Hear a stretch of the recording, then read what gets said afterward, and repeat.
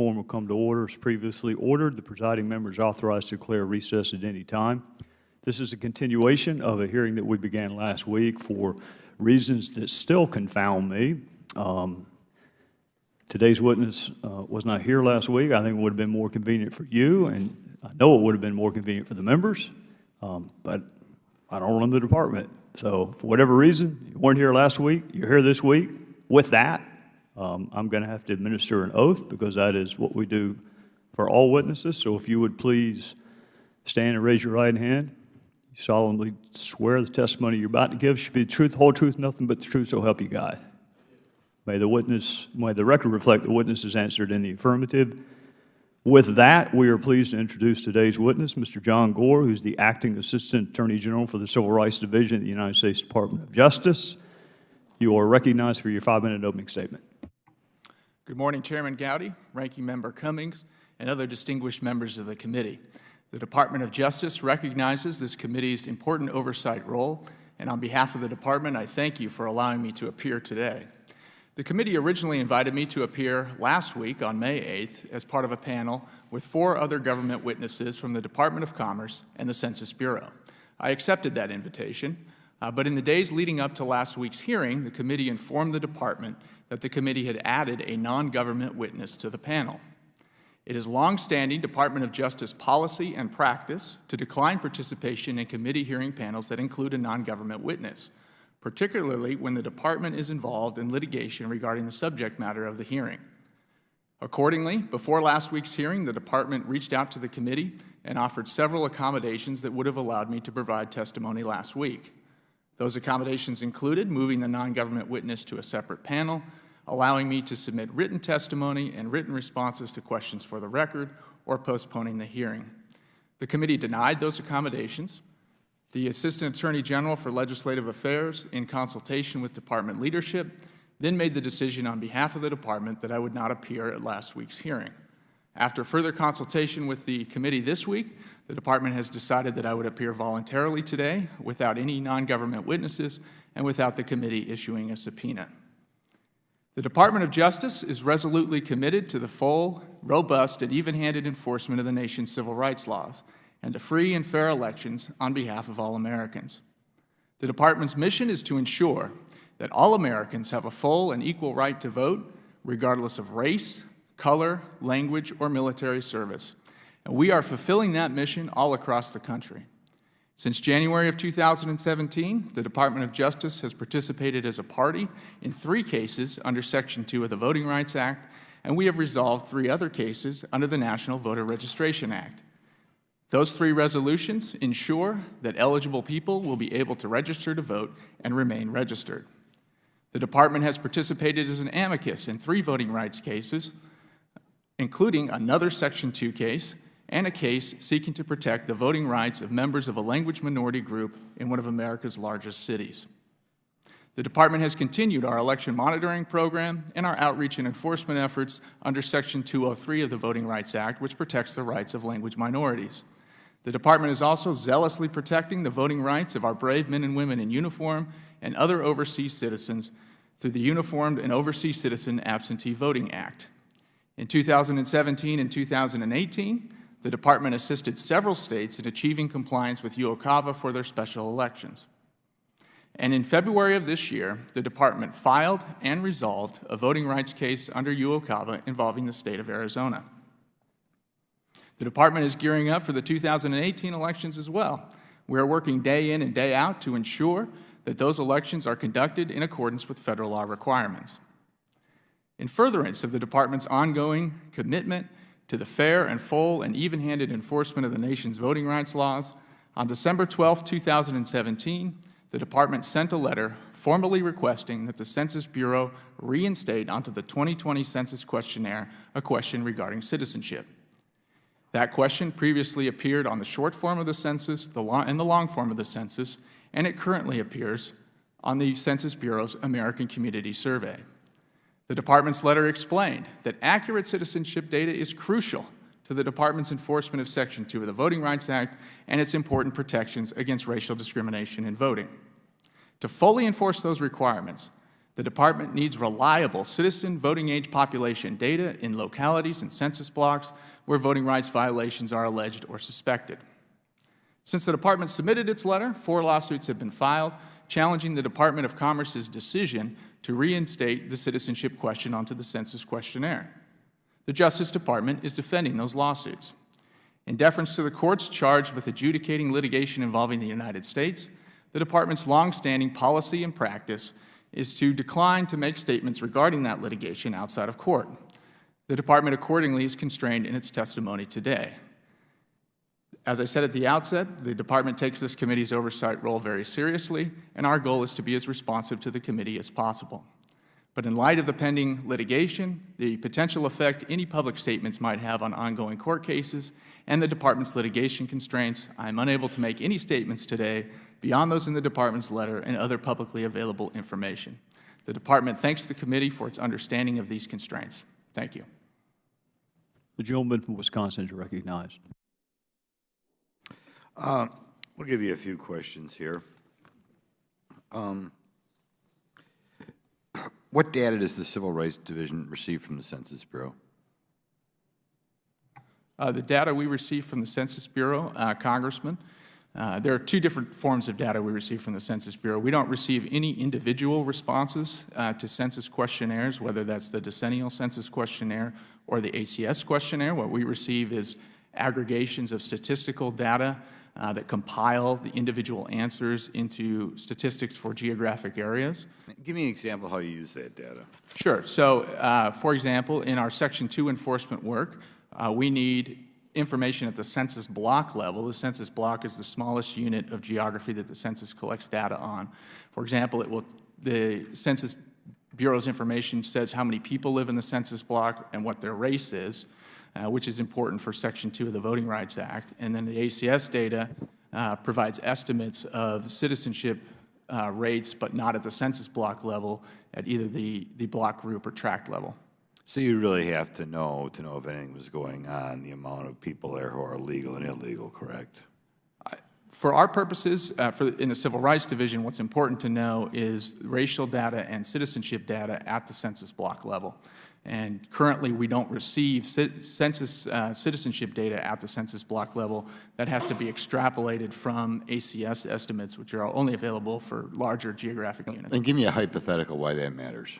Give me Sure. an example of a situation. Sure. So the easiest way to think about it, Congressman, is that a census block is the fundamental unit of a district. And so we know just how big is the census block? Maybe, I'm sure it varies greatly, but It does vary greatly. Think about it as maybe a city block or a suburban block, and the population of census blocks can vary all across. 10 houses maybe. Could be. Yep. Could be a single apartment building. Yep. And what a redistrictor has to do is collect a number of census blocks to form a district.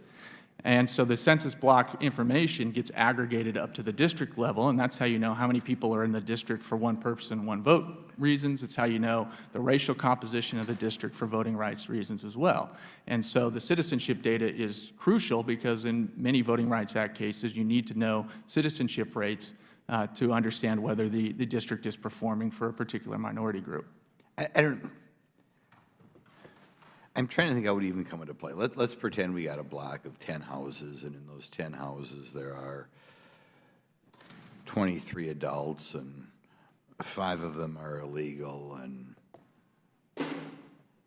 I really don't like, I hate the idea of labeling people by race, because I think there are other ways to label people, but I guess that's what we're obsessed with here. And let's say of those 23 people, 6 people are a minority, of which 2 are the illegals and 4 are citizens. What do I do with those data? How would that possibly come into play? What are you going to do with that data? Sure. Thank you, Congressman.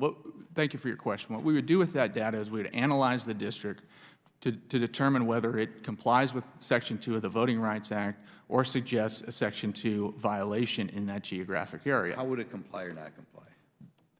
Section 2 requires, it prohibits what's called vote dilution. And so in certain circumstances, Section 2 requires redistrictors to draw districts that have a majority of a minority group within the district that can elect its candidate of choice. That's a fundamental protection of Section 2 of the Voting Rights Act. So once you've put together the census blocks and aggregated the census block information on the district level, you know whether you have a Section 2 district or a Section 2 problem, because it may be that a map drawer has split the minority group into 2 different districts or has otherwise manipulated district lines to violate Section 2. Just a second, and I know you're not the one who drafted the law. Isn't there an assumption there, a little bit of an assumption, that people, when they go to the polls, rather than being, I would argue, intelligent people and voting on people's candidates' opinions on transportation or education or taxation or whatever, that people are expected to vote for people by race? I don't believe that's an assumption. One of the fundamental requirements in a vote dilution case is to show that there's racially polarized voting, and that doesn't exist everywhere in the country, but where it does exist, Section 2 can be triggered in a vote dilution case. And racially polarized voting refers to members of a racial group tending to vote together for the same candidate. Okay. I think that's a very inappropriate assumption, and maybe we should look at the law sometime, because I would hope there are a lot of Americans who just go to the polls and vote for someone of their same racial background. But thank you for... Gentleman yields back. The gentleman from Maryland is recognized. Mr. Gore, I read your written testimony, and you seem to be saying that you will not answer Congress's questions. Certain questions. Let me read exactly what you said. I will be, quote, I will be unable to make any statements today beyond those in the Department's letter or other publicly available information. You claim you cannot answer our questions because the government is being sued. Mr. Gore, the government gets sued all the time. Would you agree? Come on. Yes, all the time. I would agree. Are you really suggesting that this committee's jurisdiction ceases to exist because you happen to be involved in litigation with another party? Congressman, what I'm here to say today, thank you for your question, by the way. Sure. The Department does take very seriously this committee's oversight role, but it's the longstanding policy and practice of the Department not to comment on litigation outside of court. Mr. Gore, the state of New York has sued the government. The state of California has also sued the government. You don't tell California it has to stand down because New York sued it. They're both independent entities. And so are you. So are we. Mr. Gore, Congress is an independent branch of government. An independent branch. We have a job to do. We conduct parallel investigations all the time. We're not asking about your litigation. We're not asking about motions your attorneys might make or about work product they are developing in those court cases. We are investigating the underlying facts.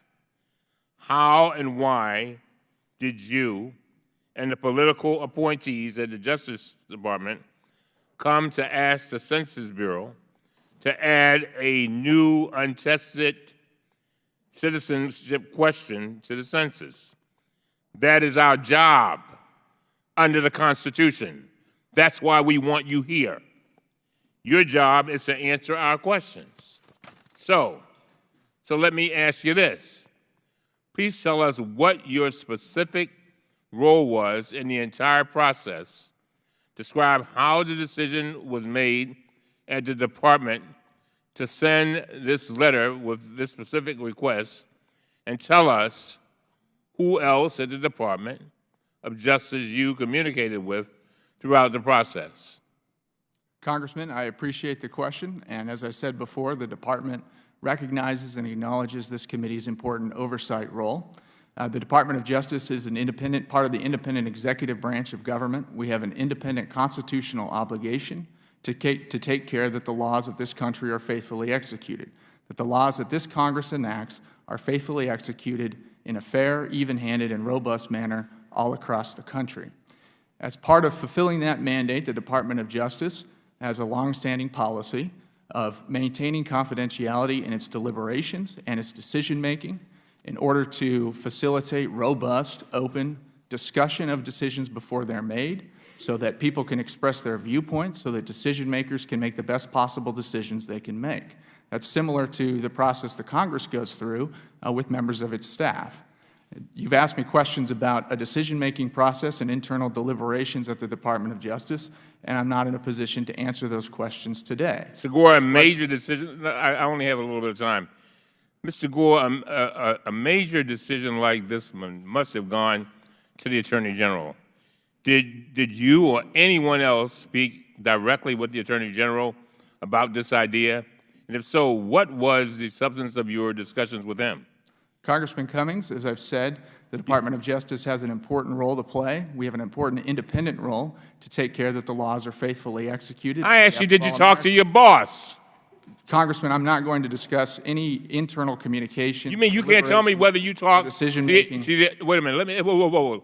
You mean you're going to tell me that you didn't talk, you can't answer a question as to whether you talked to your boss, who we pay? What I'm telling you, Congressman, is that I'm here today to talk about the Department's letter and its public decision and the letter it sent to the Department of Commerce. I'm happy to discuss any public information regarding that. What I'm not in a position to discuss today is anything that may or may not have happened. Okay, I know you're going to rope it on me. You must have consulted with the head of the voting rights section of Justice. What was the substance of that discussion? Congressman, again, we facilitate open and robust conversation in the Department of Justice. Did anyone, you're going to say the same thing, right? Are you going to say, because we don't have time, you're going to say the same thing? Just say yes or no. Can you answer that? Oh, I'm sorry, what's the question, Congressman? No, that's all right. Did anyone at the Department of Justice ever raise concerns internally about going forward with your plan? Congressman. Same answer? Is that the same answer? It's the same answer. Okay. Did you talk to anyone outside of government about this idea? For example, did you talk to Chris Kobar, or if so, what was his substance of those discussions? Congressman, did you talk to him about this? To who? Chris Kobar. No. Okay. Mr. Gore, there's a difference between investigating the facts of an incident and investigating how the Justice Department plans to litigate those facts in court. We're only asking about the first. Will you or will you not answer these questions in full? Congressman, I stand by my answers. One last thing, Mr. Chairman, with your indulgence. You say you cannot answer our questions because you are worried about inconsistent statements. Is that basically what you're saying? That's part of the concern, Congressman. Okay, that's fine. Just tell us the truth. That's all I want is the truth. You have that obligation every time you appear before any judge. You have that obligation right now, right here, and you're not going to answer. Is that right? I'm answering truthfully, Congressman. This is the Department's longstanding policy and practice. Thank you, Mr. Chairman. Thank you for your indulgence. Gentleman yields back. The gentleman from Alabama is recognized. Thank you, Mr. Chairman. One of my concerns about this whole issue of how we count the census and have a distinction between counting people who reside in an area versus those who are citizens, I think is very important in the context of apportionment. After the census, we're anticipating a number of states are going to lose representatives. Illinois will very likely lose multiple representatives: Michigan, Ohio, New York, Pennsylvania, West Virginia, Rhode Island, Alabama, possibly Minnesota. In the context of what we're trying to do with the census, obviously we've got to count everybody. We need to know how many people live within our borders. But in the context of apportionment, it seems to me it'd be extremely important to know how many of those who reside within our borders are citizens. Can you comment on that? Thank you for your question, Congressman. I think that is a very important question and a very important issue. It's not one that the Department of Justice has taken a position on. What our letter speaks to is our enforcement activities under Section 2 of the Voting Rights Act, not the separate question of how congressional seats are apportioned across the country under the Constitution. But with that in mind, though, I'm just trying to think about this in the context of what we intended with the Constitution and how our government functions. we are a nation of sovereign states who elect representatives to come to Washington to represent them. It doesn't impact how many senators we have, but it definitely impacts the number of members that will represent a state in the House of Representatives. It impacts federal funding for state projects. And I just want to know, I'm not sure that you can answer this, but I think it's important to kind of flesh this out in the context of all this, is that it seems to me to be, at its basis level, unfair for one state or 2 or 3 states to have, perhaps declare themselves sanctuary states, which I would think tends to attract people who are not citizens, and then have those people counted, and then in apportionment actually have more representatives than a state that has among its population almost all legal residents. Just in a sense of fairness, it would seem that we need to know who are citizens and who aren't. I think you've raised several important issues in your question, Congressman. I'm generally aware that the Congress has enacted statutes that take citizenship into account for various federal programs. I don't administer those programs, and I don't know the specifics, and the Department hasn't taken a position on any of those programs. We've explained why we think this data is necessary or would be preferable to have through the census at the census block level for our Voting Rights Act enforcement. But I think you've raised several good questions that the Congress should deliberate on and make an appropriate decision on its own. Well, we take very seriously the voting rights. No one eligible to vote should be denied their right to vote. I don't think we take it seriously enough when people cheat in elections. When people who are not eligible to vote, when the dead vote, for instance. There are a lot of jokes about that in certain parts of the country. But I think we also have got to look at it. Again, I'm going to keep pounding on this because I think that this is important. And it in no way diminishes the potential for people who are not here legally or who are not citizens having the opportunity sometime down the road to become citizens and be legitimately counted for apportionment purposes. But I think there's a fundamental problem that we need to address here, particularly with some states that are giving sanctuary to people who are here illegally, in violation of federal law, by the way, and then have those people counted and it have an impact on apportionment. And then you have a number of states losing representation in Congress for various reasons. Alabama is not a state that's losing population. Our population has increased, but we very likely will lose a representative. And I just think, Mr. Chairman, that's a major problem that I think we need to address. Thank you for you being here, Mr. Gore, and for responding to my questions. I yield back. Gentleman yields back. Would the chairman entertain an inquiry? Pardon me? Would the chairman entertain an inquiry? Sure.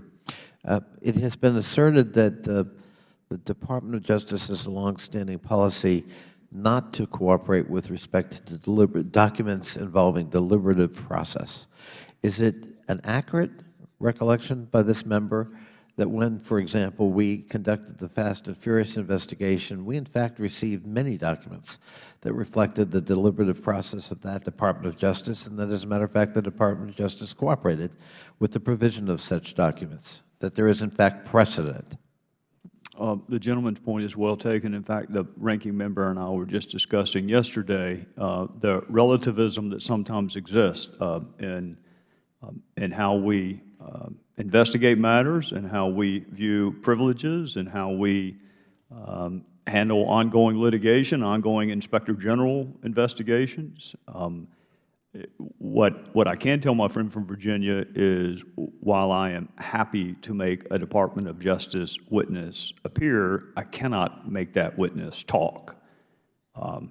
You can get Jack Bauer to come preside over this hearing, and perhaps he could, but I cannot make someone talk or produce documents. I appreciate that, Mr. Chairman. I simply wanted to establish for the record that the assertion that it was longstanding Department of Justice policy is in fact not correct, that we have an example, a major example in this committee with the previous administration of the very opposite of what has been asserted by the witness. My friend from Virginia has put his finger on something that exists on both sides of the aisle and has existed no matter which administration happens to be in power. I'm not a fan of relativism, no matter where it manifests itself. I thank the Chair. The gentlelady from New York is recognized. Thank you, Mr. Chairman. And I'd like to follow up on the questions of Ranking Member Cummings. Mr. Gore, your refusal not to answer the questions of Ranking Member Cummings, I find, and I believe all of my colleagues find, unacceptable. We conduct parallel investigations all the time. Every day we conduct them. If we had to shut down our investigations every time a federal agency got sued, we might as well all just resign and leave, because investigations take place every single day, and we are sued every single day. You were supposed to be here last week, and with all due respect, I do not understand why you refused to be here, but you're here today, and at the very least, you should answer questions. And I'd like to begin by referencing what happened on May 16th. Just 2 days ago, Tom Brunel, President Trump's first choice to be the Census Director, gave an interview. And in that interview, he said that the administration's decision to add this citizenship question was based on politics, not on science, not on best practices, but he said based on politics. And I quote, "They have made a political decision, and they have every right to do that because they won the election." End quote. Now, I find that appalling. He is basically admitting to politicizing the census, and it contradicts the wording of our Constitution that says every person should be counted. So, Mr. Gore, I want to know everyone who had a role with you in this deliberation and this decision, both inside the Department of Justice and outside of the Department of Justice. Thank you for your question, Congresswoman Maloney. Let me just... Well, will you give us the names today? Let me reiterate what I said in my opening statement, which was that I accepted the committee's invitation to appear last week, and it was only after the committee added a non-government witness to the panel and denied the accommodations that the Department of Justice requested that the department made the decision that I would not appear last week. And I'm happy to be here today and answer your questions. Let me speak to the issue about Mr. Brunel for just a moment. I can't speak for Mr. Brunel, but as you point out, Mr. Brunel is not a member of the Department of Justice. He is not a government official in this administration. He doesn't speak for the Department of Justice. He doesn't speak for the Civil Rights Division, and he doesn't speak for me. I don't know where Mr. Brunel is drawing that conclusion from. I don't know what information he could possibly have as someone who was not involved in the decision and is not at the Department of Justice, the Department of Commerce. Well, did you communicate with Mr. Brunel on this issue? Did you communicate with him? No, I did not. You did not. Did you or anyone else at the department communicate with anyone, a political organization such as the RNC, the Redistricting Commission, the Trump campaign, anyone else? Who else did you consult on this decision? I can tell you, Congresswoman, that I didn't consult with any of those organizations. I can't speak for other people. They'll have to speak for themselves. And in terms of people I may or may not have consulted with within the Department of Justice or within the executive branch, my answer is the same. Those conversations and deliberations and decision-making are things that I'm not in a position to comment about today, both as a matter of department practice and policy and because there's pending litigation on this issue. Are you, Mr. Gore, are you asserting a constitutional privilege here today? I'm not authorized to assert any privileges. Okay, are you asserting the Fifth Amendment or executive privilege? I have no basis to assert the Fifth Amendment, Congresswoman Maloney. I've done nothing that would put me in any kind of criminal jeopardy for anything. I would never do anything unlawful or illegal, and the implication that I would is baseless. I am not thank asserting you very any kind of much. privilege. Since you're not answering any questions, I'd like to thank the chairman for bringing him here today, but I'd like to quote the chairman's statement that he can bring him here, but he can't get him to answer any questions. So, Mr. Chairman, I have a motion, and with all due respect, I should have done this last week. I plan to formally offer a motion under the rules, give my statement, and seek a vote, and this motion is in order. And I would say that the key issue for the meeting today is the Trump administration's sudden decision to add a new citizenship question to the census, untested and at the last minute. This decision was made at the request of the Justice Department. They sent a letter in December claiming they needed this data to enforce the Voting Rights Act. But this data has never been needed since the act was passed in 1965. According to documents released through the Freedom of Information Act, this request made at the request of leadership working with John Gore, our witness today, and I would ask unanimous consent to place these documents into the record. Without objection on the placing of documents in the record. So Mr. Gore is the acting head of the Justice Department's Civil Rights Division for the Trump administration. Now, you are the acting head of the Department of Civil Rights Division, but I don't know of any record of yours in this area. But I do know of the record where you defended Republican state redistricting plans, including one dismissed for racial gerrymandering. He also defended a voter purging effort that violated the National Voter Registration Act. And on May 8th, Chairman Gowdy sent a letter inviting Mr. Gore to testify, but he failed to appear last week. And at that hearing, I had a motion to subpoena Mr. Gore. Instead, the chairman recessed the hearing, resumed it today, and brought Mr. Gore in to answer our questions. The problem is, Mr. Gore is not answering our questions. Right now, Mr. Gore is here voluntarily, so he is not legally compelled to answer any of our questions. So I move that the committee subpoena Mr. Gore right now, like we should have last week. We have a process, Mr. Chairman. You may not want to issue this subpoena, but our committee has authority under the rules to vote on a subpoena to compel Mr. Gore to answer our questions today. Not tomorrow, not next week, but today. And Mr. Gore then would be required either to answer our questions or assert valid constitutional privilege. If Mr. Gore continues to refuse to answer our questions, or if he asserts a privilege that is not valid, this committee could hold him in contempt. So I want to make one thing clear. We are not asking you one word about litigation. We are not asking about any of your briefs or anything that your department is involved in, your motions, your attorneys, or the work that they are doing. We are asking about the underlying facts, and we have every right to ask about them. It's our responsibility to ask about them. And we have an independent responsibility to investigate, and that is what we need to do today.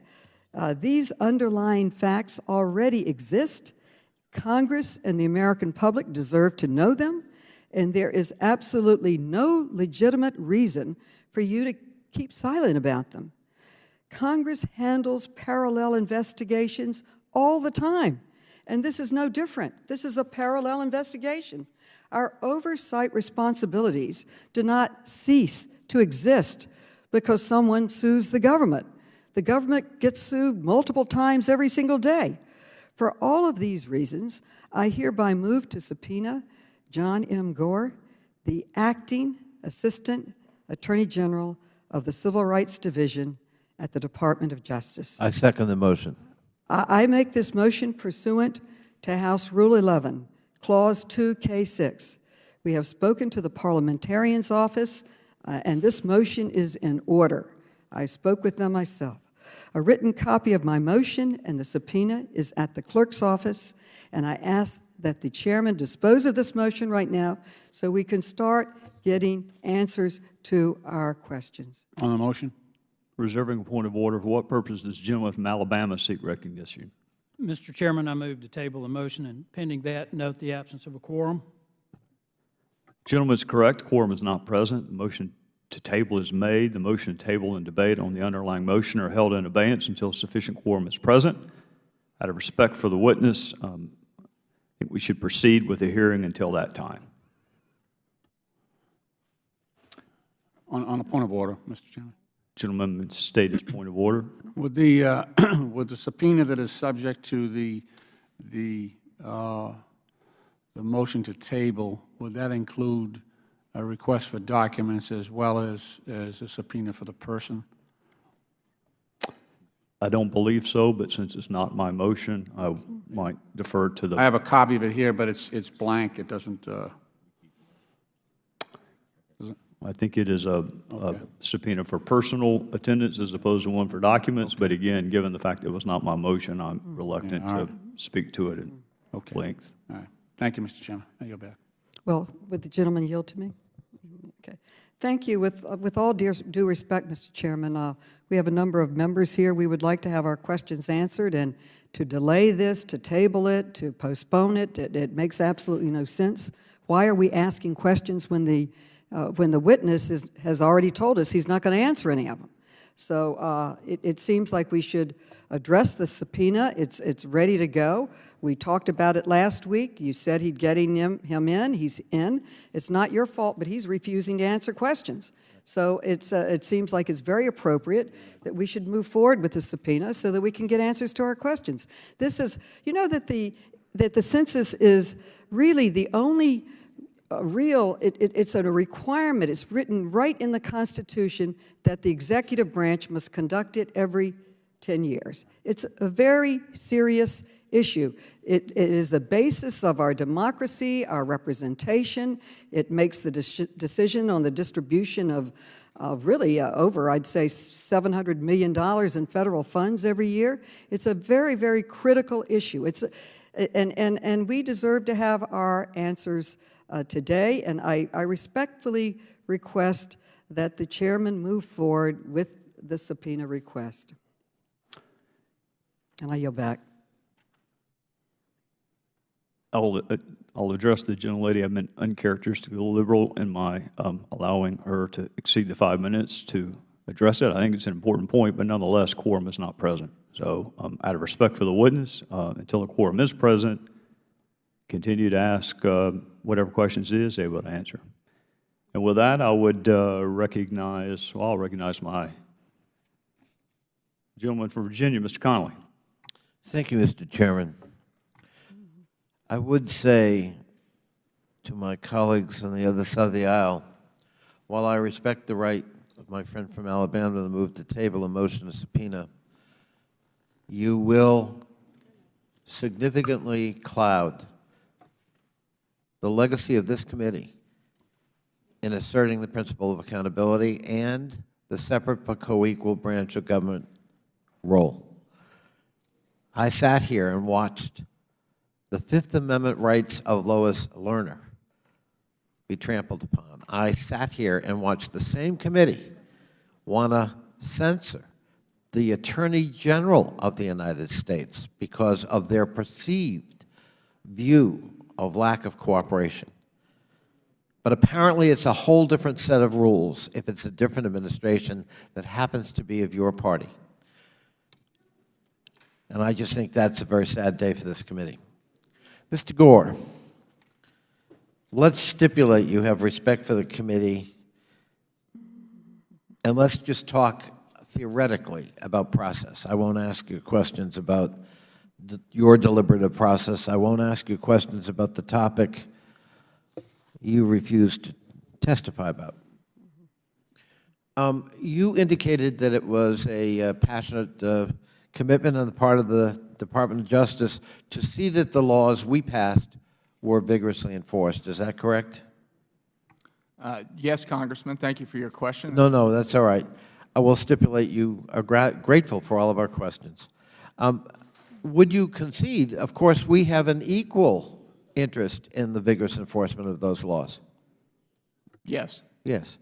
So, within reason, we have a right as a co-equal branch of government to inquire as to your efforts to vigorously enforce the law. Is that not fair? Yes. And is it your position that the Department of Justice unilaterally can decide when to cooperate with this co-equal branch of government in the constitutional exercise of its oversight responsibilities? I don't believe I've said that or No, I taken that didn't. position.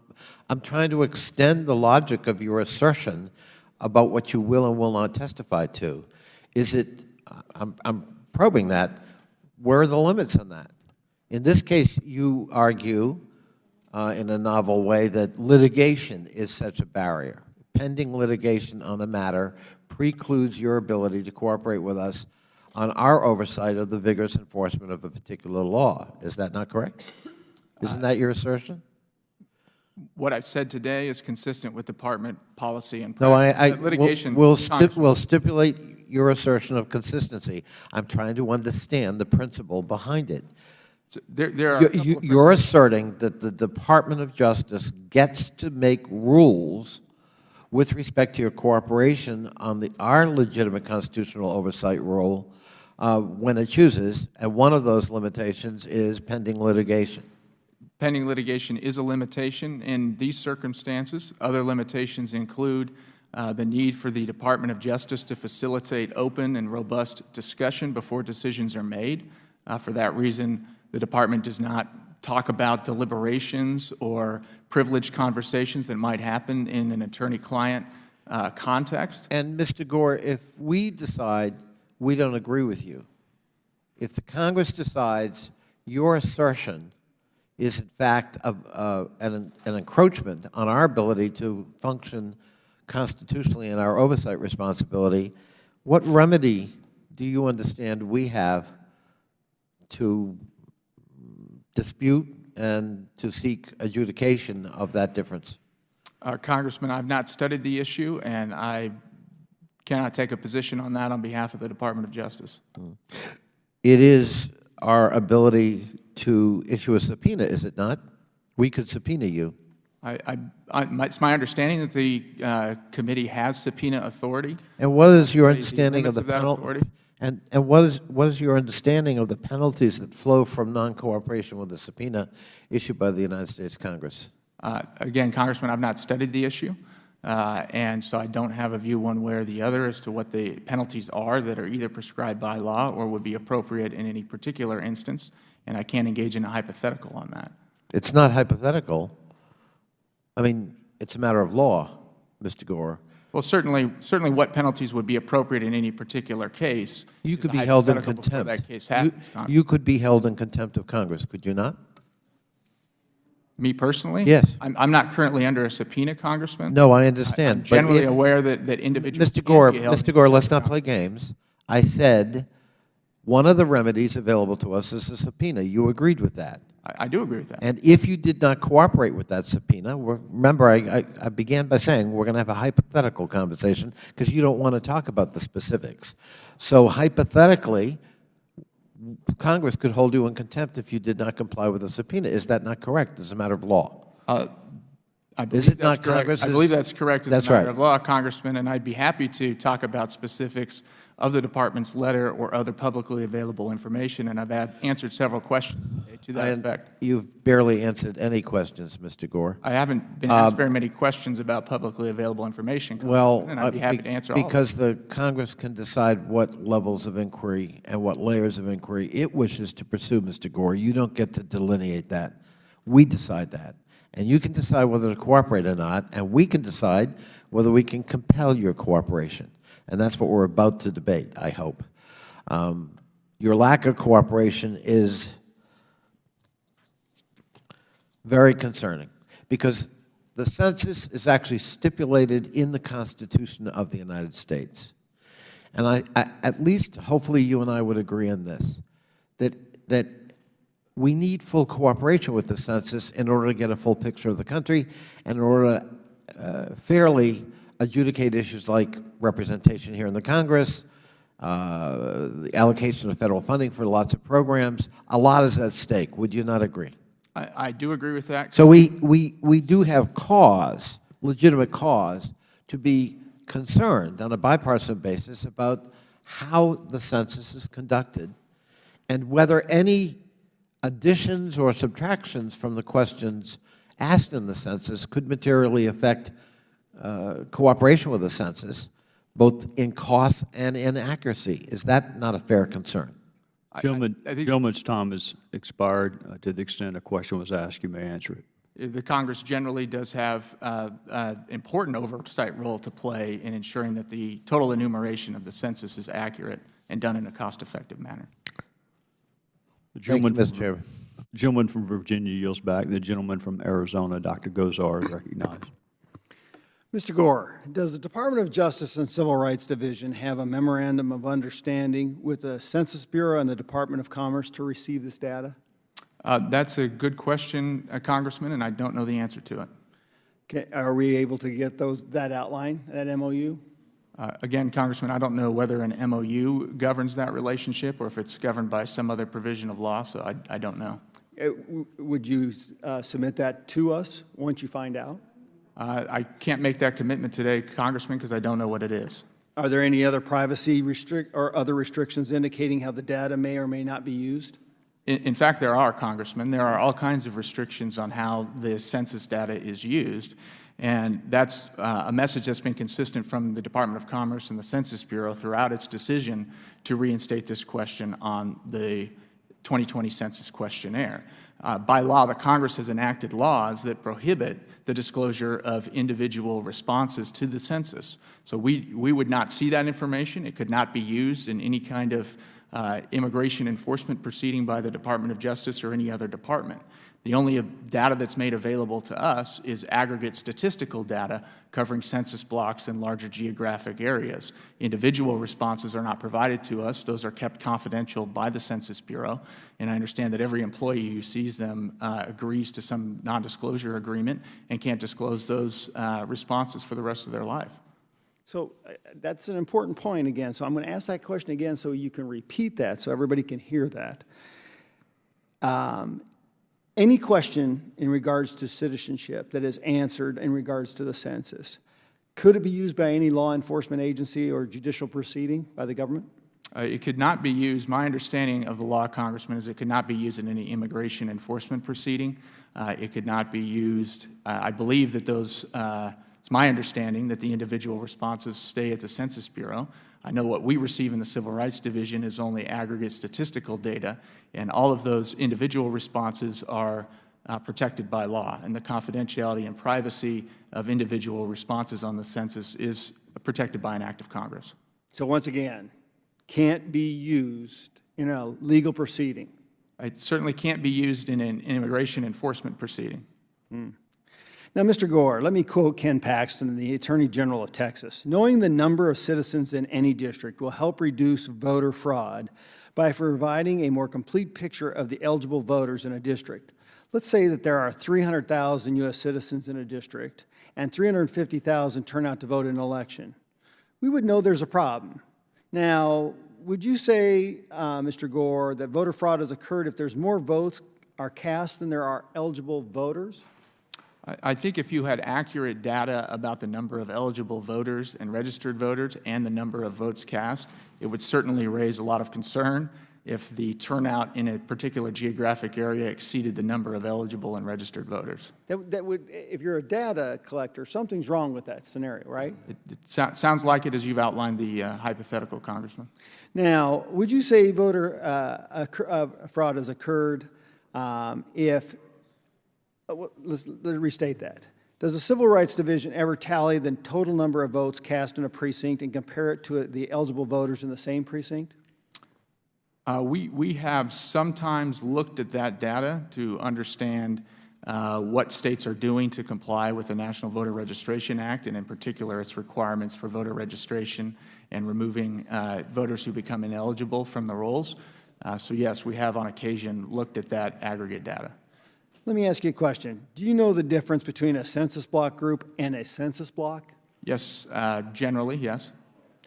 Can you explain it a little bit? Sure. The census block is the smallest unit of geography that the Census Bureau collects data for. It's generally the size of an urban or suburban block. It can be one apartment building or a small collection of homes. And a census block group is an aggregation of census blocks. It's a group of census blocks. I think on average it's about 39 census blocks per census block group, but it can be fewer than that and it can be a lot more than that. And so a census block group is a larger area of geography, and then several census block groups are put together to form what's called a census tract. With my last question, I'm going to reiterate it because sometimes people are doubting Thomases. They have to hear things 3 times. So will responses to the 2020 census question or citizenship be used by the Department of Justice or any other law enforcement agency in any judicial proceeding against a respondent? Congressman, it's my understanding that those individual responses cannot be used in any immigration enforcement proceeding.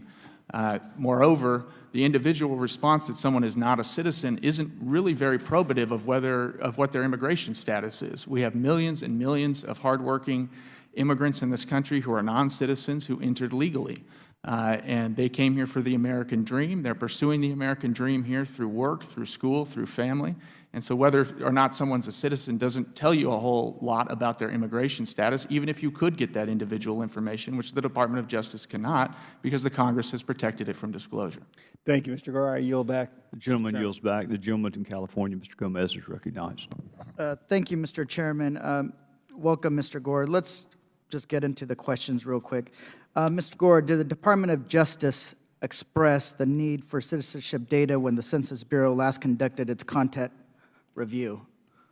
I'm not sure when the Census Bureau last conducted its content review, Congressman.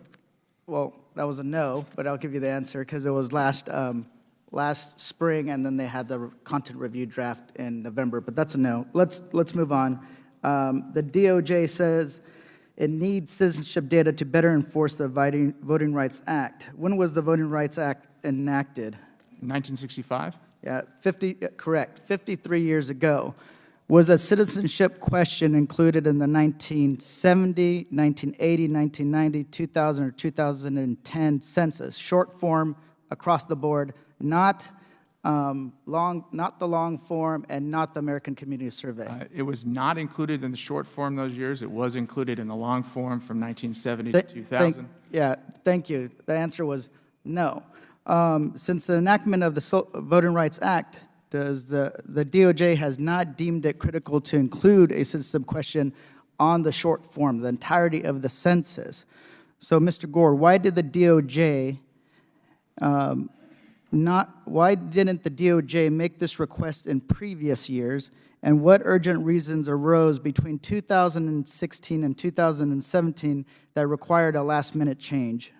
Congressman, thank you for your question. I was not at the Department of Justice in that prior time frame, so I can't speak to why or why not certain decisions might have been made by the Department at that time. The letter that the Department sent to the Census Bureau laid out the position of the Department of Justice today and why the census data information would be more suitable and more appropriate for Section 2 enforcement. Okay. Let me just be clear, Congressman. There's no dispute that the Department of Justice needs citizenship voting age population data to enforce Section 2, or that it needs that data at the block level. And our letter explains why hard count census data would be better suited for that purpose than the ACS. It's easier to use because it's already available at the block level. Mr. Gore, but it's more accurate because it's a hard count and not an extrapolation. The point is that not having that data, right, did not undermine any lawsuit that was brought by the Department of Justice and the Voting Rights Act. So if you didn't really need it, right, to uphold, nobody said, hey, you didn't have the citizenship data at the block level, so, you know, your argument is weak. Then no one's ever said that. So let's move on. Well, Mr. Gore, would the Department of Justice mission be compromised if the citizenship questions were not added to the 2020 census? Well, Congressman, what I can say is that we have been making do with the available data, which is the ACS estimates and extrapolations down to the block level, in addition to other data. The Department of Justice has not brought a case. Can you answer that question real quick? Would the mission be compromised if the citizenship questions were not added? As I've said, we are able. Yes or no? I'm going to reclaim my time because I'm running out of time right now. Would the DOJ be unable to enforce the Voting Rights Act without this data? Without accurate citizenship data, yes. And as I said, we have made do with the data that's available. So the DOJ hasn't been able to enforce the Voting Rights Act for the past 53 years? Because that's what you're telling me. Congressman, that's not what I said. What I said is... No, but that was the question. Would the DOJ be unable to enforce the Voting Rights Act data without this, the Voting Rights Act without this data? That's the question. So the answer is no, because you've been doing it for 53 years before this year. So let's move on, because I only have a minute left. Attorney General Sessions in April testified before the Senate regarding the citizenship question. During his public testimony, he said, "People don't have to answer it. Really, I would think that's a very reasonable thing. I think concerns over it are overblown." Mr. Gore, is the Attorney General encouraging people not to respond to the census or the citizenship question? Congressman, perhaps what the Attorney General was referring to is the fact that the Census Bureau will count incomplete census questionnaires in the total enumeration. So if for some reason the person filling out the questionnaire doesn't answer a particular question, it still counts. Mr. Gore, I appreciate that. Real quick, did Stephen Miller contact the Department of Justice about adding a citizenship question? Do you have any emails, phone records, letters, communications with Stephen Miller from the White House? Again, I'm not going to get into any department communications or deliberations that may have happened in the executive branch or any decisions. Thank you, Mr. Gore. This or any other matter. Gentleman yields back. The gentleman from Michigan is recognized. Thank you, Mr. Chair. Thanks for being here today, Mr. Gore. Unfortunately,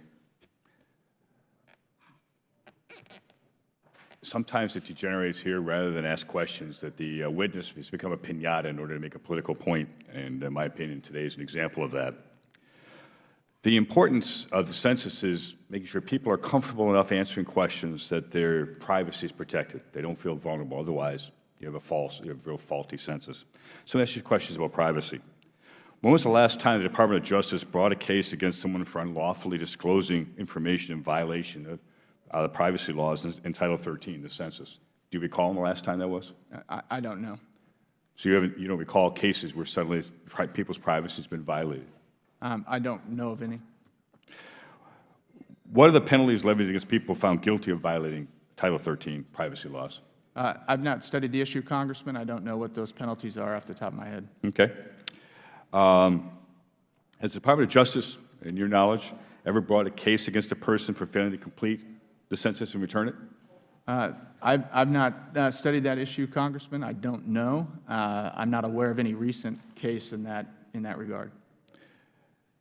Looking forward to the 2020 census, does the Department of Justice have any enforcement plan for individuals failing to complete and return a census form?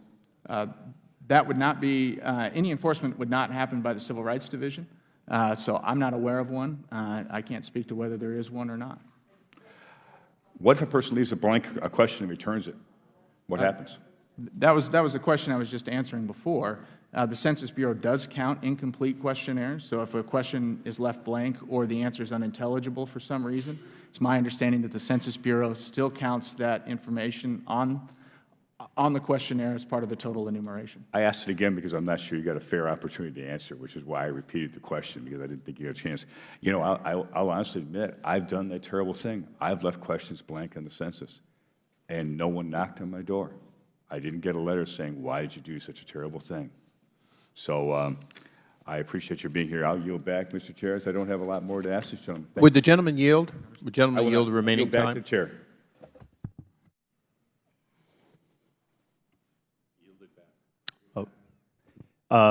The gentleman from Massachusetts is recognized, Mr. Lynch. Thank you, Mr. Chairman. Mr. Gore, obviously the spirit in which we brought you here was one that's pursuant to congressional inquiry.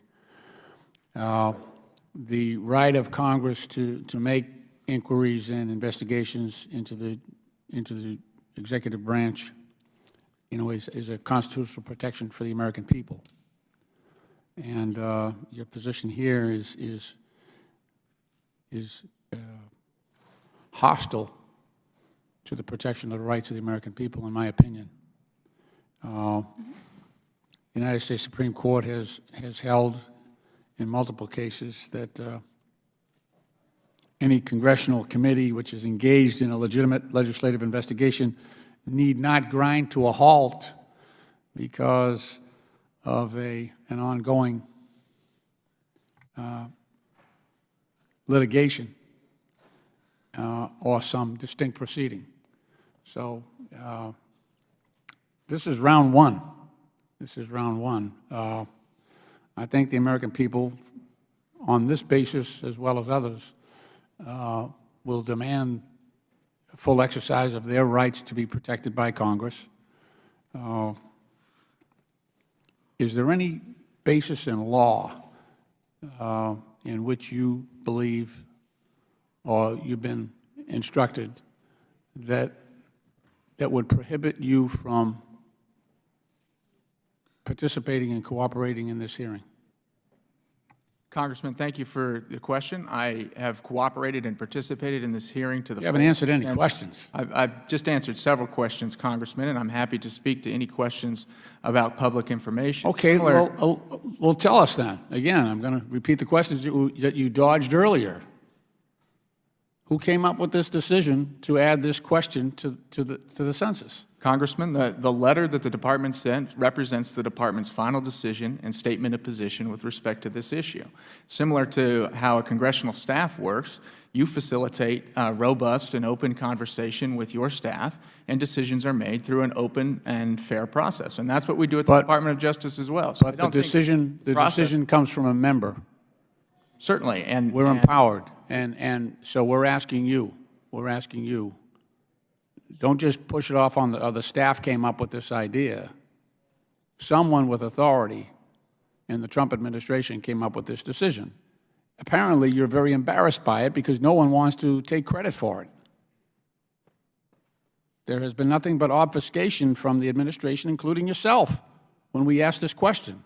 We don't have the power to prosecute. We have the power to ask questions. And I believe the American people deserve those answers.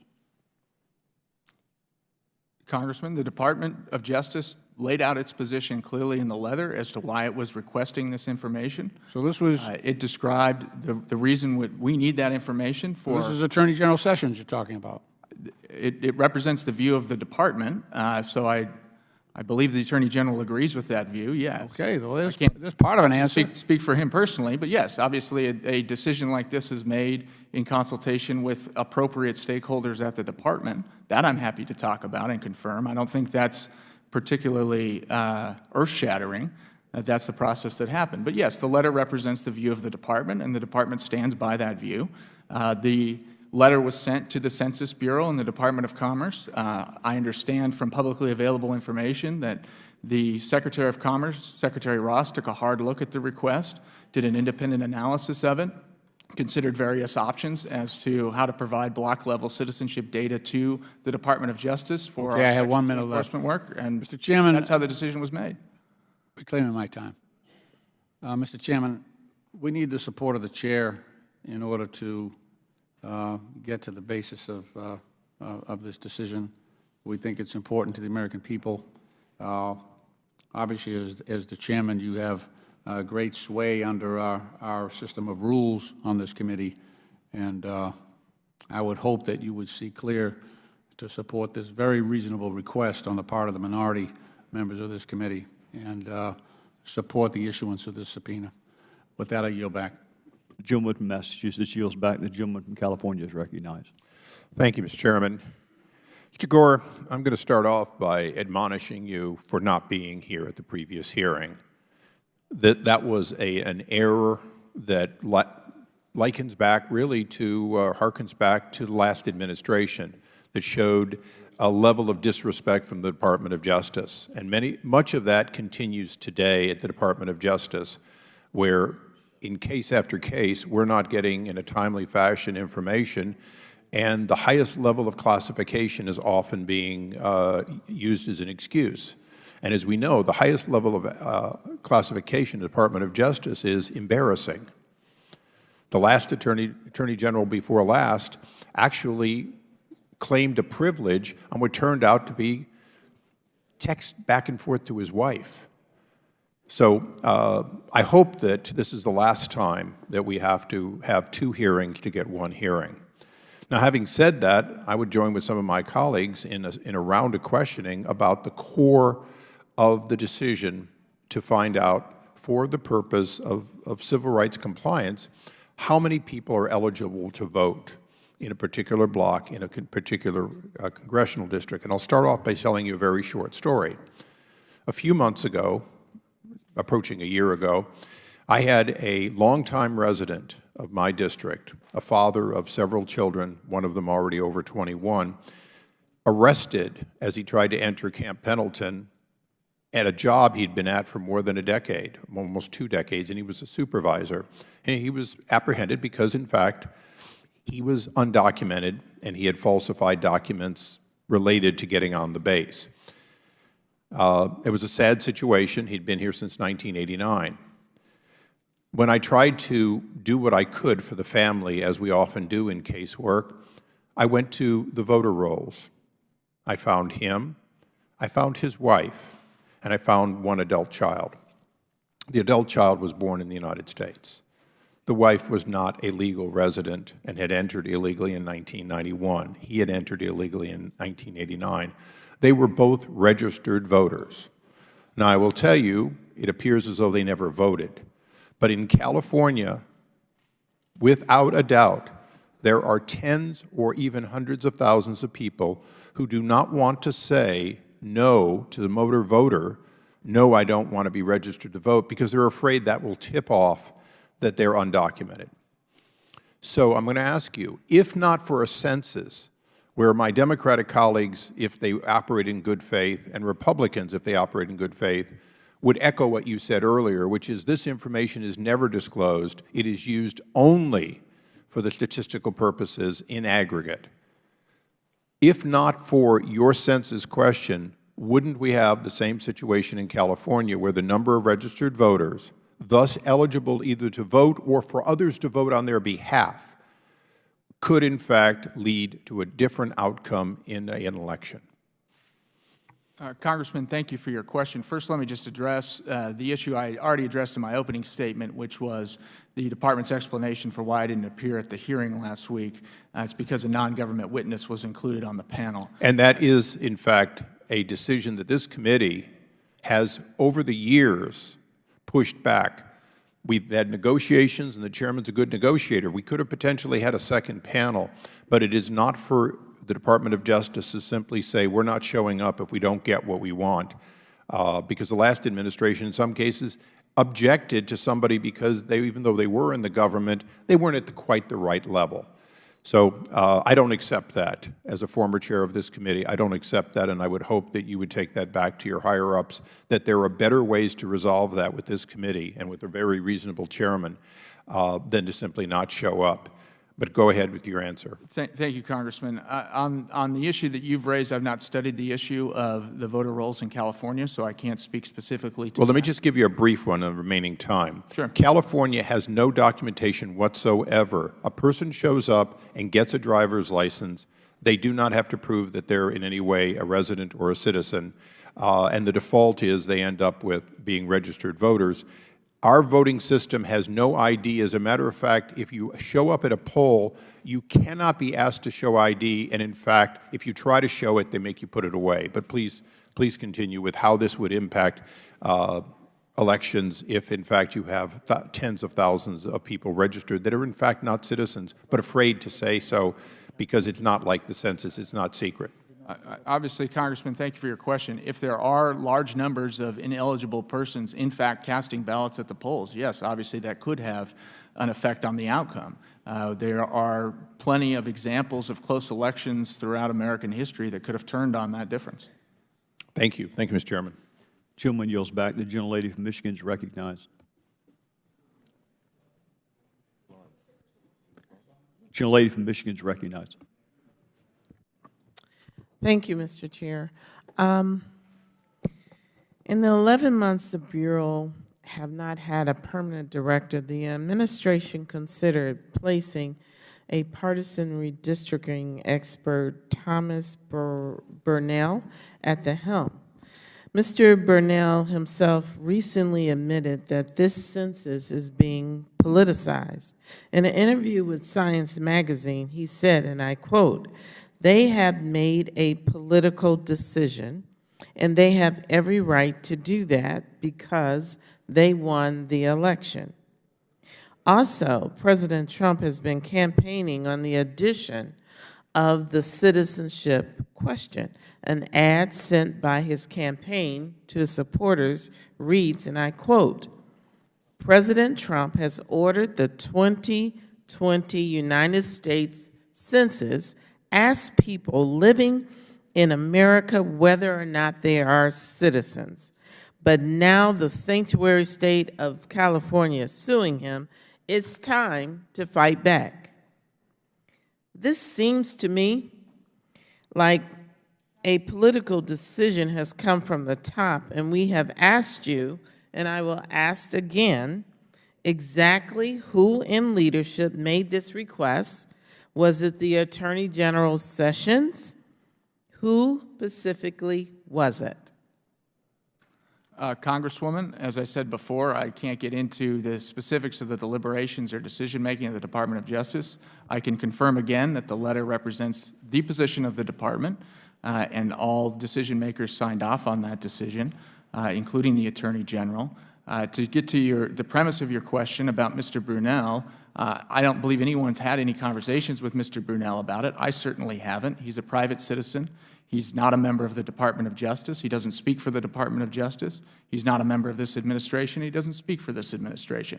I have no idea where Mr. Brunel's getting his information from or how he's drawing his conclusion as to what he thinks was the motivation for the request to add this question to the citizenship Well, it seems from your answer that you don't know where Mr. Burrell gets his information, and you also don't know where your information and your guidance is coming from, because based on your statement, how you keep answering the question, I don't know where it came from, I got a random letter. So you're sitting here today saying that I don't know how things happen, I don't know who makes decisions, it just kind of happens. It's like soup. You just throw things in there, and then all of a sudden we have soup. It does not appear that you are an expert witness. Can you help me with that? Congresswoman, I haven't said that I don't know. What I've said is that the Department of Justice, by longstanding policy and practice, does not discuss internal deliberations or decision-making. I think I've said now a couple of times that the Attorney General signed off on the decision. Beyond that, the Department's position is stated in the letter.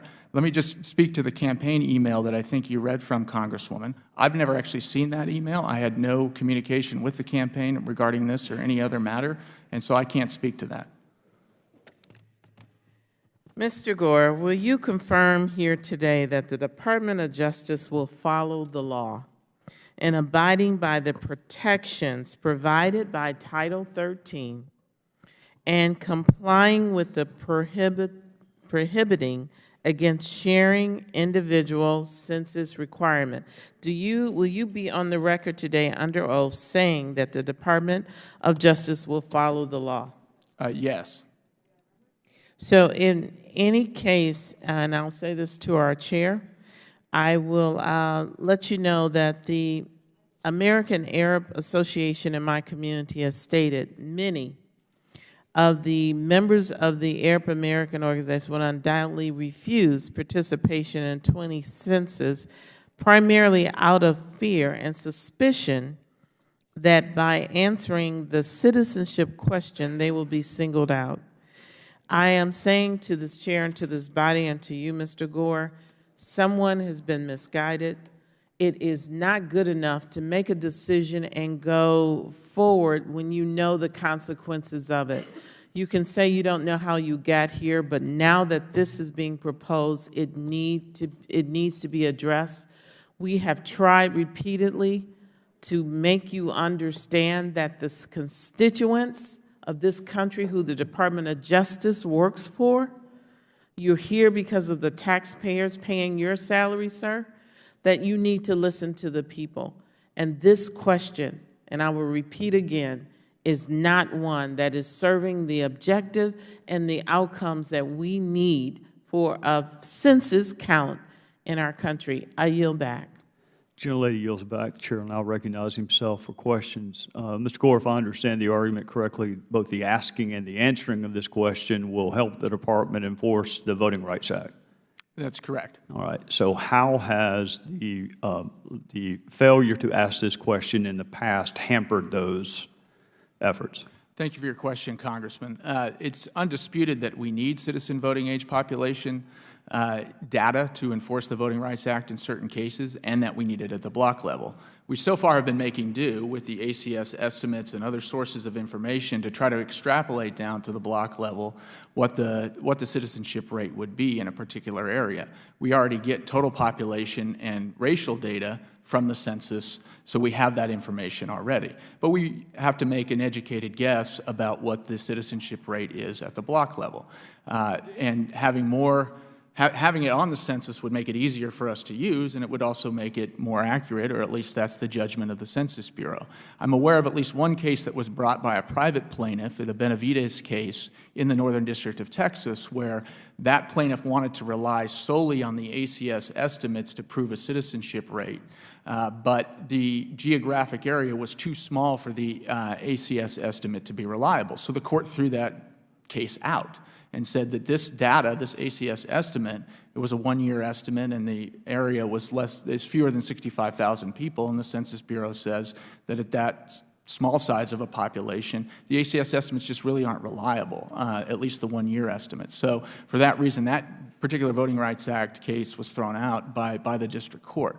We'd like to avoid that fate. We'd like to be able to bring every Voting Rights Act case that falls within our statute. That's our mandate from the Congress, and that's what we would like to do. And so, particularly when you're dealing with smaller geographic areas and smaller numbers of people, the ACS estimates are not sufficiently reliable. At least in that case, we're held not to be sufficiently reliable.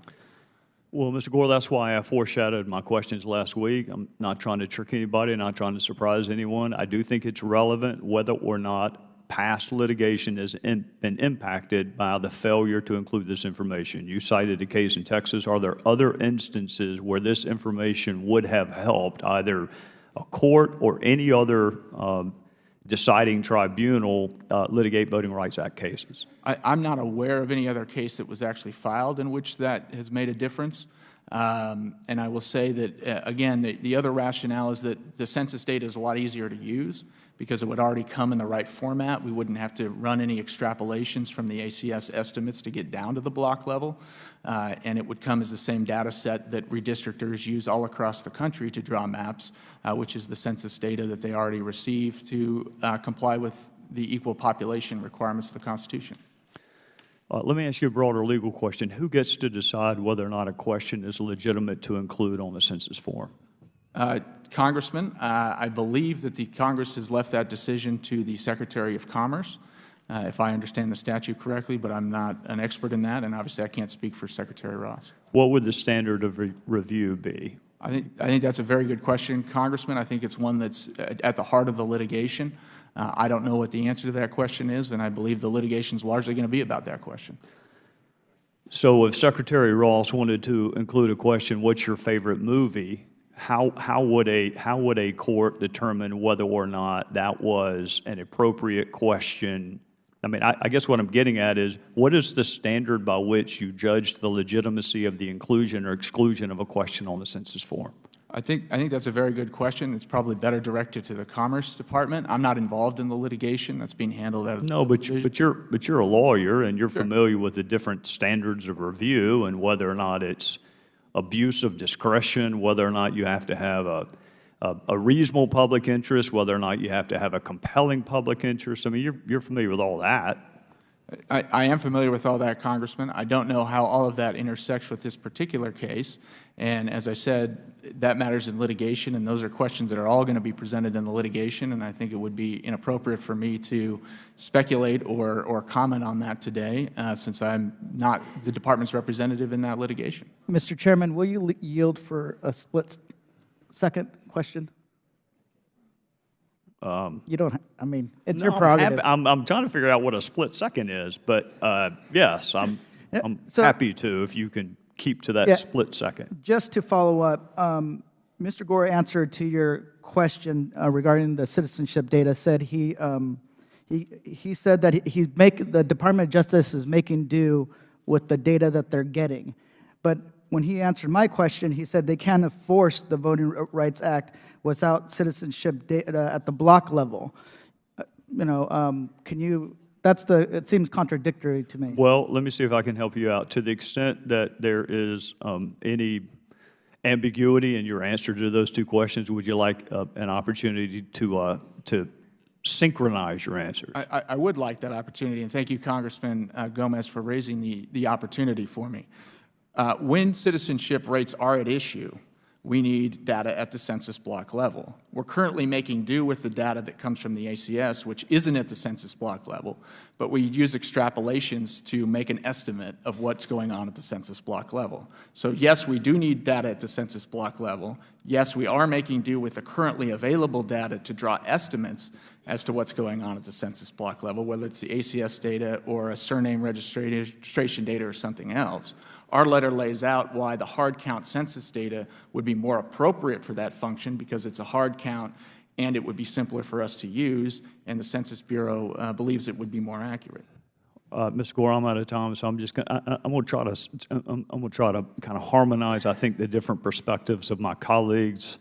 When something's been done for a while and then it's not done, it raises questions, and people want to know why was the question removed, and then when it's reasserted, they want to know how did the exclusion of that question adversely affect you. So I'm not giving you litigation advice. You'd be crazy to take it from me. But in terms of the practical advice on how to answer questions for Congress, I think that is what folks are wondering, is we had the question for a while, then we had it in another form.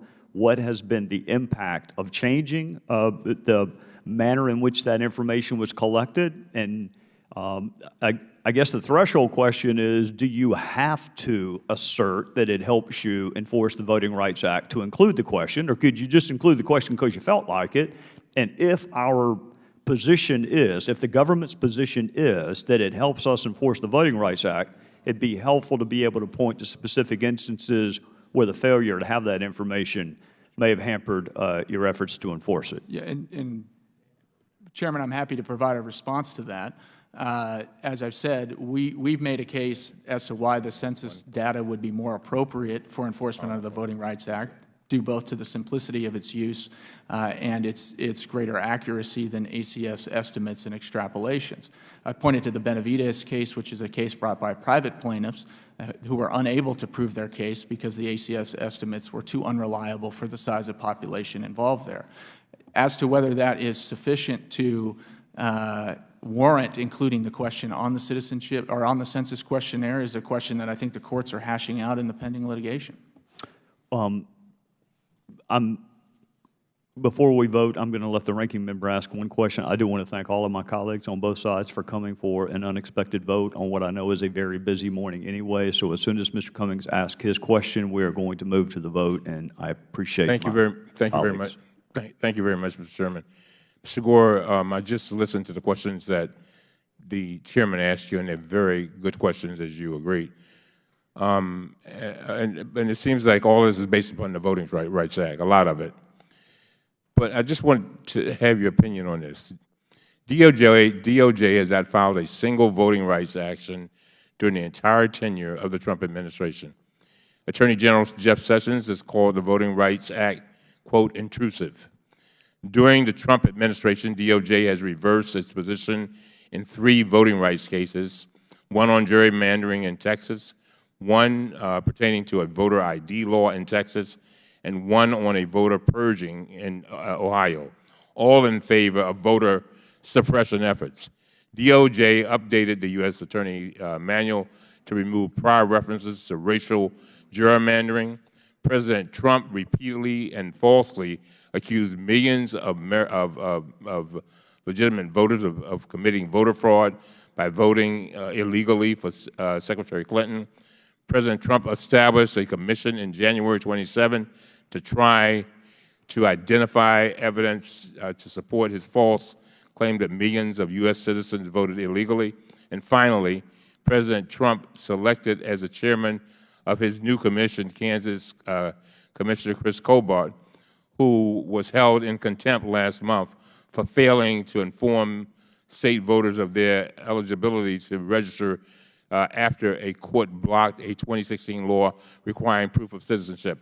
My question is, I want you to understand why some of us may be skeptical when folks say that they're doing this so that people like my mother, who years ago could not vote, and even today. Do you understand that, why we might be skeptical? I understand where you're coming from, Congressman. I do. And I'd like to, if I might have a moment, just respond to your question, because there are several things in your question that I think are not accurate, and I'd like to be able to correct those on behalf of the Department so that you, Congressman, and the entire committee and the entire Congress and the American public understand what's going on. So, for example, we have filed a voting rights action. As I mentioned in my opening statement, we filed an action involving the state of Arizona under UOCAVA to protect the voting rights of military voters and other overseas citizens. In terms of Section 2 of the Voting Rights Act, we have continued to participate in 3 Section 2 cases since January of 2017, and our enforcement efforts under Section 2 are completely in line with the enforcement efforts of the Obama administration. In its first 4-year term in office, the Obama administration filed 1 case under Section 2 of the Voting Rights Act. It filed that case in early 2009, meaning that the investigation had been conducted under the Bush administration. It filed no Section 2 case in 2010, 2011, or 2012. It increased its number slightly in its second term. In 2013, it filed 3 cases, but it filed none in 2014, none in 2015, and none in 2016, and it filed 1 on its way out the door in January 2017, which we have continued to litigate on behalf of the United States. So the amount of Section 2 activity we have is completely in line with what the Obama Justice Department did. In 6 years in which it was in office, it never filed a Section 2 case. Moreover, it had an opportunity to do so because every state in the Union was required to redistrict after the 2010 census. The question about gerrymandering in the U.S. Attorney's Manual, that was a change that was suggested by the career prosecutors in the Civil Rights Division because that provision is already subsumed in another provision within the U.S. Attorney's Manual, and there's an effort to simplify and streamline that manual. It represents no change in policy or practice by the Department of Justice, as the Deputy Attorney General has already explained publicly. And in fact, we participated in a racial gerrymandering case in the Supreme Court in April. We also have not changed positions in 3 voting rights cases. There is 1 case in which the Department changed a position, and that case is currently pending before the United States Supreme Court. I think the 2 other cases you're referring to are 2 cases out of Texas. And in those cases, the Department didn't change its position. Texas changed its law. Texas changed its voter ID law to address the defects that had been alleged in that case. It passed an entirely new statute to do so. And in fact, that statute largely tracked the district court's own interim remedy that it put in place for the 2016 election. And in 2016, nearly 9 million Texans voted, and there was no suggestion and no evidence brought to the court that the voter ID law had resulted in any vote suppression. 3 weeks ago, the Fifth Circuit Court of Appeals agreed that that law was sufficient to remedy the defects, and it overturned the judgment of the district court. I think you've also referred to the Texas redistricting case. Again, Texas adopted a new redistricting plan. The United States hadn't previously taken a position on that plan. And in the Supreme Court, what we argued to the court is that Congressional District 35, represented by Congressman Doggett, is an appropriate district under Section 2 of the Voting Rights Act. As I said before, I've not communicated with Mr. Kobach. I think I may have met him once. We had no consultation on this or any other issue. I appreciate where you're coming from, Congressman. I hope that I've been able to provide some facts that will help you understand where we're coming from, and as we try our best in the Department of Justice and in the Civil Rights Division to carry out all the laws that the Congress has enacted and enforce them to the best of our ability. And we will continue to do so because that's our mission, that's our charge under the Constitution, that's our charge from this Congress, and we take very seriously that responsibility, and it's my honor to serve in this capacity for some period of time with the hardworking career professionals in the Civil Rights Division. Gentleman from Maryland yields back. A quorum being present, the committee will resume consideration of the gentleman from Alabama's motion to table the motion of the gentlelady from New York. Those in favor will signify by saying aye. Aye. All those opposed signify by saying no. No. In the opinion of the chair, the ayes have it. Recorded vote being requested. The clerk will call the roll.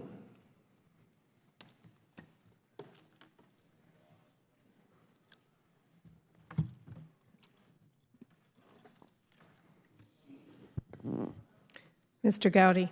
Yes. Mr. Gowdy votes yes. Mr. Duncan. Mr. Duncan votes aye. Mr. Issa. Mr. Issa votes yes. Mr. Jordan. Mr. Jordan votes yes. Mr. Sanford. Mr. Sanford votes aye. Mr. Amash. Mr. Amash votes yes. Mr. Gosar. Mr. Desjardins. Mr. Desjardins votes yes. Ms. Fox. Ms. Fox votes yes. Mr. Massey. Mr. Massey votes yes. Mr. Meadows. Mr. Meadows votes yes. Mr. DeSantis. Mr. DeSantis votes aye. Mr. Ross. Mr. Ross votes yes. Mr. Walker. Mr. Walker votes aye. Mr. Blum. Mr. Blum votes aye. Mr. Heiss. Mr. Heiss votes aye. Mr. Russell. Mr. Russell votes aye. Mr. Grothman. Mr. Grothman votes aye. Mr. Hurd. Mr. Hurd votes aye. Mr. Palmer. Mr. Palmer votes aye. Mr. Comer. Mr. Comer votes yes. Mr. Mitchell. Mr. Mitchell votes aye. Mr. Gianforte. Mr. Gianforte votes yes. Mr. Cummings. No. Mr. Cummings votes no. Ms. Maloney. No. Ms. Maloney votes no. Ms. Norton. No. Ms. Norton votes no. Mr. Clay. Mr. Lynch. No. Mr. Lynch votes no. Mr. Cooper. No. Mr. Cooper votes no. Mr. Connolly. Nay. Mr. Connolly votes nay. Ms. Kelly. Nay. Ms. Kelly votes nay. Ms. Lawrence. Nay. Ms. Lawrence votes nay. Ms. Watson-Coleman. Mr. Krishnamurthy. Nay. Mr. Krishnamurthy votes nay. Mr. Raskin. Mr. Raskin votes nay. Mr. Gomez. Mr. Gomez votes no. Mr. Welch. Mr. Welch votes no. Mr. Cartwright. Mr. Cartwright votes no. Mr. Desaulniers. Mr. Desaulniers votes no. Ms. Plaskett. Mr. Sarbanes. Mr. Sarbanes votes no.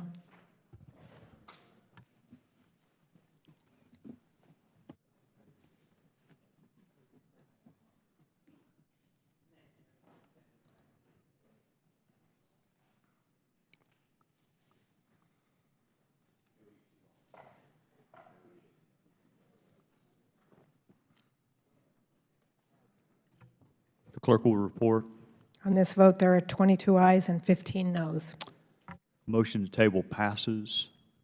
We will now, I want to again thank all the members on both sides for coming, and we will resume with our questioning of the witness until votes are called, and we're over here, so give me 1 second.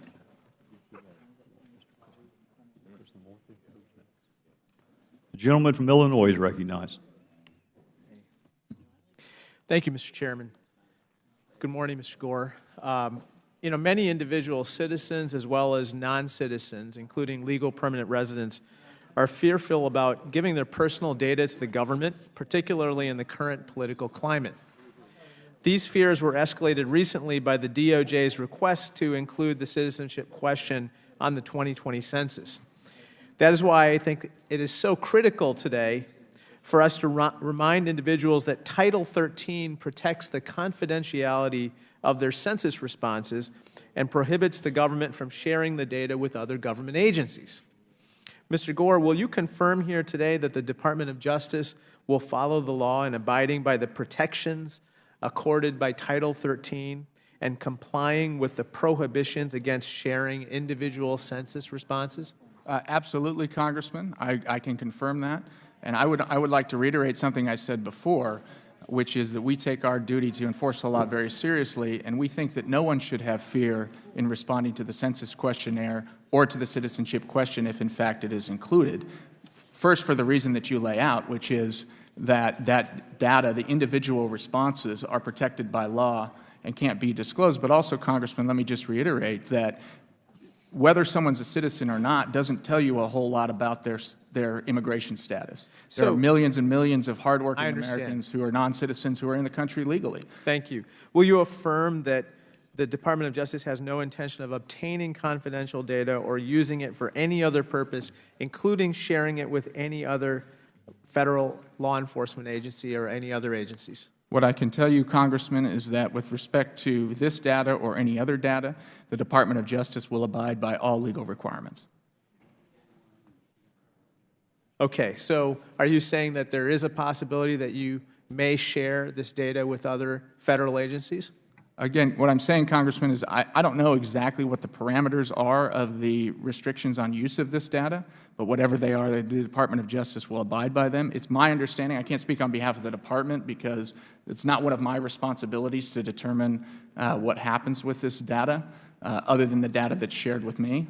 But I can say unequivocally that on behalf of the Department would comply with all legal requirements. So do you conceive of a situation where it may be legal to share this data with other agencies? I can't conceive of that kind of situation from the Civil Rights Division perspective, which is where I work. I don't know what goes on in the rest of the department and what the law is, but the Department of Justice will follow the law. Okay, so you don't know what the law is with regard to the sharing of this data? I do know that there are prohibitions on the sharing of the data. I don't know how other entities within the Department of Justice deal with that issue, so I can't speak on their behalf. But I can speak on my behalf. I can say that all entities of the Department of Justice will follow the law, and I will say that within the Civil Rights Division, we do not share that data with other government agencies.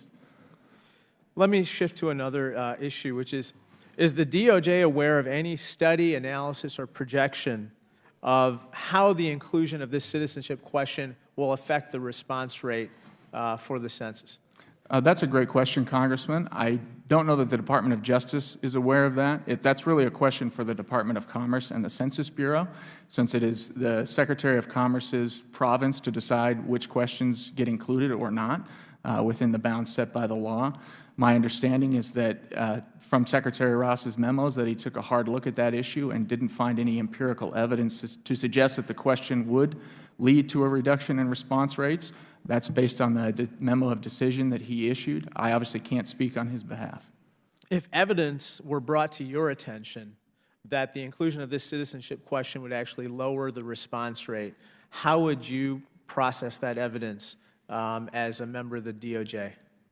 I think as a member of the Department of Justice, well, let me say this. I believe whatever evidence was presented to the Department of Commerce was considered. I can't speak to that again. I can't speak on behalf of the Department of Commerce. If that was brought to our attention, I think we would take a look at it. We are not the decision maker with respect to whether questions are included on the census questionnaire or not. But let me ask you this. Well, thank you for saying that you would take a look at it. We intend to present you with that evidence. As the chief civil rights lawyer for the Department of Justice, if that evidence were to show a disparate impact in how minorities were counted for purposes of the census, would you then look at whether or not some kind of legal action would need to be taken with regard to the census? Gentleman's time has expired, but you may answer the question. I think we would take a look at it. I don't know whether legal action would be warranted, and I can't engage in a hypothetical of whether it would be. Great. We will present you with that evidence. Thank you. Gentleman yields back. The gentleman from South Carolina is recognized. Thanks, Chairman. But in fairness to my colleague from California, I don't think he finished his line of questioning. I'll yield my time to him. Thank you. And Mr. Gore, I'd like to pick up a little bit where I left off because I think this is extremely important. In a republic, in a democracy, isn't the sanctity of the vote perhaps the most important part of civil rights that we've spent decades, actually more than a century, going from denying people a vote because of their gender or their race to ensuring that all persons eligible or are eligible if they're citizens? Absolutely. So when you look at the other questions, have you looked at some of the other draft questions on the census? I have.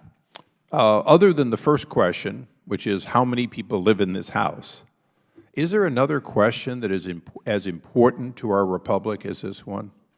I think that's a value judgment that reasonable minds can disagree on.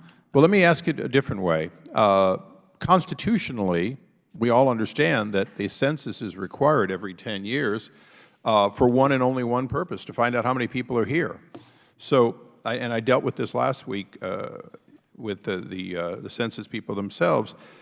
Isn't it true there really is only one question that's constitutionally mandated, and all these other questions are based on our country's belief that knowing this will advance the greater good? I think that's correct, Congressman. And in fact, I would point out that other questions are asked, but the census remains a total enumeration. There's a question about sex, but people of all sexes are counted. There's a question about race, and people of all races are counted. And if there's a question about citizenship, people of all citizenship statuses would be counted as well. And you did a good question there, because, for example, we're asking if you're Hispanic. Nobody's objecting to it, apparently, from the Democratic side. But, you know, it's, you know, it goes into Mexican, Chicano, Puerto Rican, Cuban, all the reasons you might be a yes or a no. And nobody's objecting to it. But in fact, race is good to know, but it's not essential to know for constitutional purposes.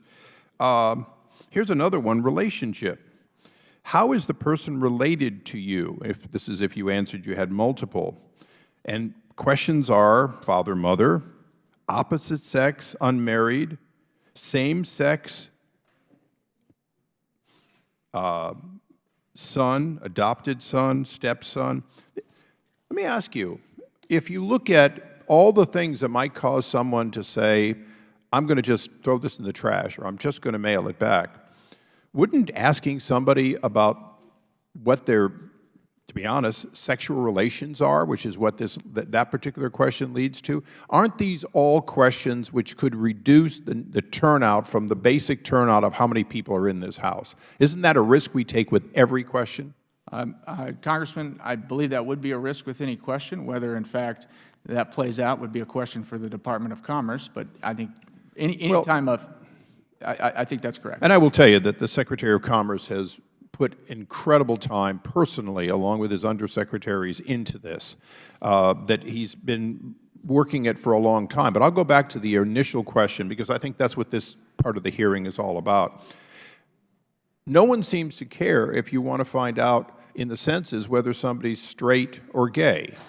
That seems to be not controversial to my Democrat friends, and yet asking someone whether they have a right to vote so you can determine what the maximum count would be in a particular precinct, in a particular block, seems to be a problem. Why is it that that which goes to the core of our democracy seems to be a less important question to my colleagues than the question, quite frankly, of gender preference?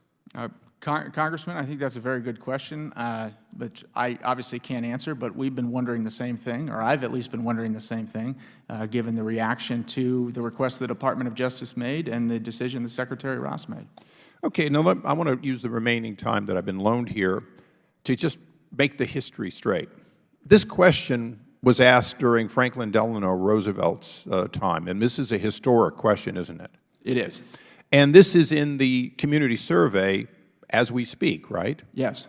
So the difference between having it in the main census and having it in the community survey, which apparently my colleagues don't object to, would seem to be a volume, correct? I guess, yeah. So it's the greater number of people asked a question, because I got the community survey, and I will tell you, it tells me on penalty of everything terrible happening in my life, I must answer it. So last question. If we are simply getting more people answering the same question that's been asked again and again in the community survey, isn't it that we simply get the ability to understand more clearly where and how many people should be able to be eligible to vote and receive services of that sort? Yes. Gentleman's time has expired, but you may answer the question. Yes. Thank you. Gentleman from California yields back. Gentlelady from Illinois is recognized. Thank you, Mr. Chair. The law governing the addition of questions to the census says that the Secretary of Commerce must submit proposed subjects to Congress 3 years before Census Day, followed by the actual questions 2 years before Census Day. That law also states, and I quote, if the Secretary finds new circumstances exist which necessitates that the subject's types of information or questions contained in reports so submitted be modified. A report containing the Secretary's determination of the subject's types of information or questions as proposed to be modified must also be submitted to Congress. The Secretary of Commerce did not include a citizenship question in the subjects submitted to Congress in April 2017, but in April of 2018, just 1 year later, he chose to add a citizenship question to the specific questions he submitted to Congress. Under the law, in order to do that, he must have encountered new circumstances necessitating that the subjects be modified. What are the new circumstances that necessitated this change? Congresswoman, appreciate the question. I don't work for the Department of Commerce or the Census Bureau or the Secretary of Commerce, so I can't speak on their behalf. So you have no idea why this occurred? Well, I believe, based on publicly available information, that the Secretary of Commerce took a look at this in response to the DOJ request for the census block level citizenship data. Beyond that, I don't know what the thought process was because I don't work there and can't speak on their behalf. But what I just quoted from what I just quoted from the law, do you think he was in his purview to do that, or do you think he followed the law? I don't think it would be appropriate for me to answer that question because that question's in litigation. Okay. The Voting Rights Act has been in place since 1965. So has the census. They didn't change. So you're saying that you don't know the new circumstances. Did the Department of Justice cite any evidence of voting rights cases to Secretary Ross that would have necessitated the addition of a citizenship question to the 2020 census?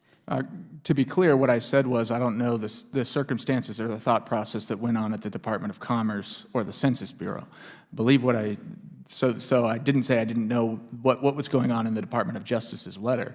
Our letter laid out the reasons why we think that a hard count census data at the block level would be more appropriate for use in redistricting cases than the American Community Survey estimates and extrapolations down to the block level.